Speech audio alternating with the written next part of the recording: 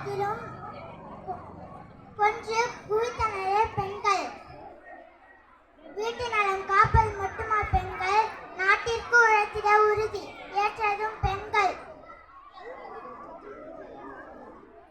தேக அழகிற்கு நகை நட்டு அணிவது மட்டுமா பெண்கள், தேச நலனிற்கு நகை நட்டை கொடுத்தோரும் பெண்கள்.